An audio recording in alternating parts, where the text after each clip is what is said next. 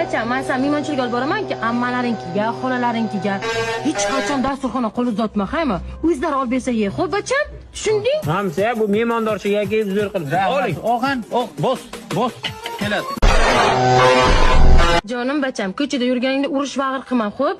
Ko'chada yurganingda doim ko'ksingda besin qo'ling, xo'p? Birovlar farzandini urib, joni ozor berma. Tushunding? Davay, sol.